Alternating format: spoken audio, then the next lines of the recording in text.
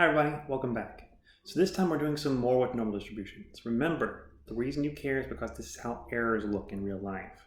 This is where error comes from, and this is how you get a confidence that your design will be able to take what is going to be thrown in it. Okay, so this time I want to show you that if we look at this normal distribution, let's say you've taken a bunch of data, and you know what the average force or the average length or the average whatever is for your device. And you also know the standard deviations. You know how much it varies from back and forth. You can determine the likelihood that you will see some value offset from the average.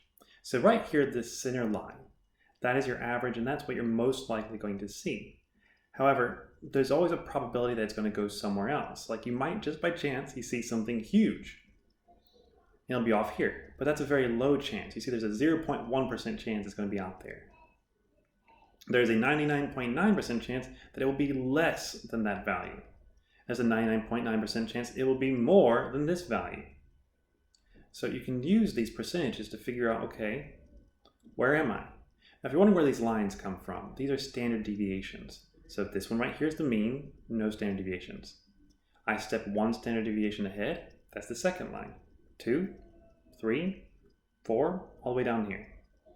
As a note, these don't actually add up to 100 because technically there's a lot of standard deviations out here that have like minuscule amounts of chance of you getting them.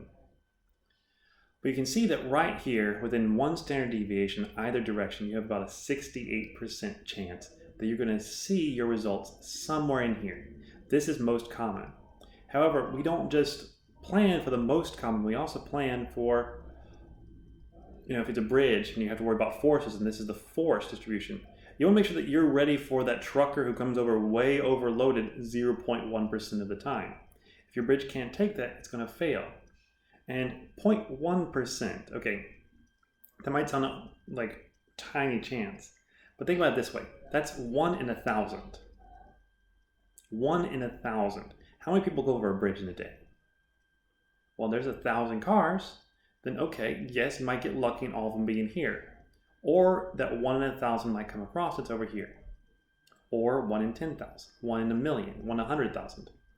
So you have to take into account that your values that you're going to see, force, distance, life cycle, whatever it is, there's going to be variation. And if you don't take that into account when you're designing your structure, it will fail in that 1 in 10,000, 1 in 100,000, 1 in a million case. If you think it's unfair, how do I have to plan for 1 in a million? All engineers do. There's a joke about engineering that say, the goal of every engineer is to retire without being blamed for a major disaster. And it's kind of scarily true.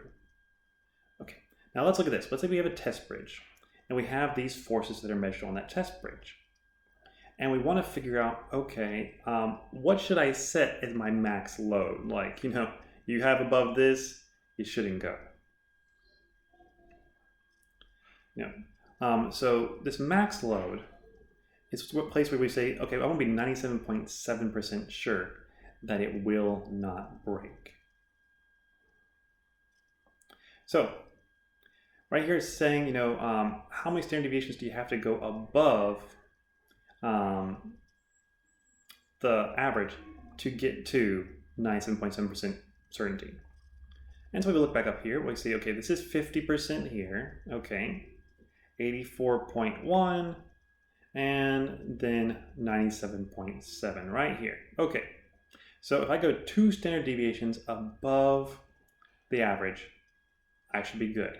Okay, so that's helping me a little bit. I've got a better idea here. So 2 standard deviations above the average. Okay, so first off, let's calculate what the average, or the mean is, and the standard deviation of my bridge.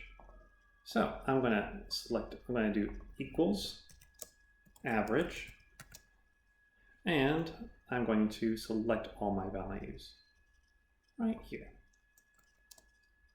And I definitely hit the wrong button. This is what happens when you are trying to be careful. Okay, I definitely hit a 0 there by accident. There we go. Good. Okay, so there's my mean. Now what's the standard deviation? Dot P, and then I select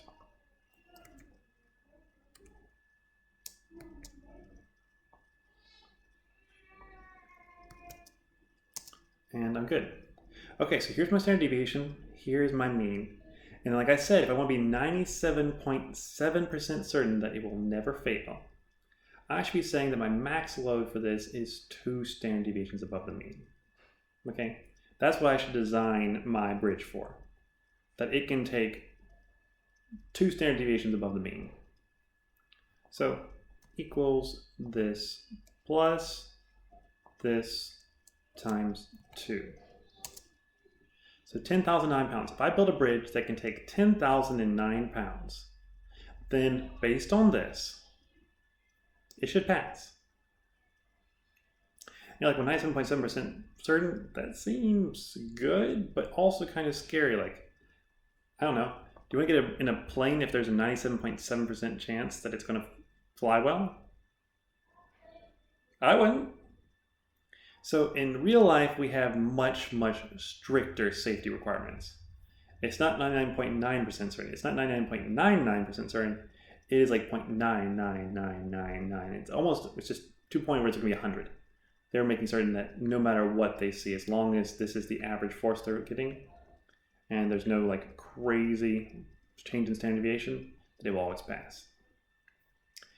Now, what if we wanted to make sure that we were 98% certain that it wouldn't fail for the same data? Now, the issue with this, and I'm going to stop after this, going a little bit long, is that there is no 98% on this. There's no way you can add up the numbers and get 98%. So what do you have to do? Well, what you have to do is use a different function entirely, because this is great for visualization. It's not so great for when you get the exact numbers. Now, luckily for you, there is a function called the norm.inverse function. It gives you a normal distribution based on the probability you have above, it'll give you a value for a normal distribution based on the probability you want and the mean and the standard deviation of that normal distribution. So you know how to calculate average, you know how to calculate standard deviation, and then you want to figure out, okay, what percentage along here, starting from the left and adding up to the right, do I want to be below my value? So in this case, I said 98, so I can actually type in either 98% or 0.98. It'll take either one. Okay, so using the exact same thing as before, we're going to use the same standard deviation and the same mean. We're going to test this out and see if it works. So equals norm.inverse, and the probability is going to be 97.7% first. Make sure you actually type the percent sign if you want to type it this way. And then the mean is going to be right here, and the standard deviation is going to be right here. Okay, and if I look at this, and once again, I accidentally hit the 0 instead of the parentheses. Okay, so 10,006, before we had 10,009, you're like, wait a second, where is this variation coming from? It's because this picture isn't exact. It's not perfect. This is not actually 2.1. There's a lot more decimal places. So give it a little bit of a break. It's a visualization tool. It's not meant to be used for number crunching all that much. Okay, now I want to figure out if we're 98% certain. So based on that mean, a standard deviation, I plug this in here again, and I forgot that these were not absolute references.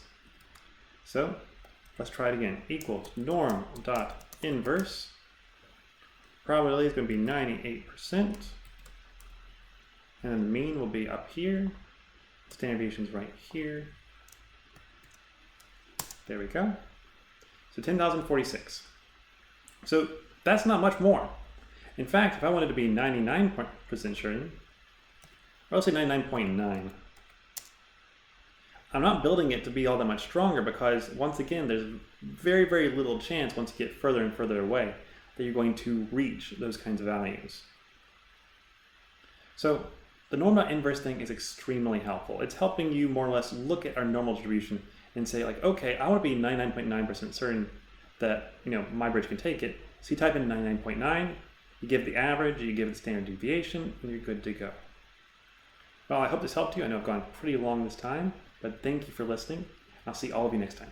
Bye-bye.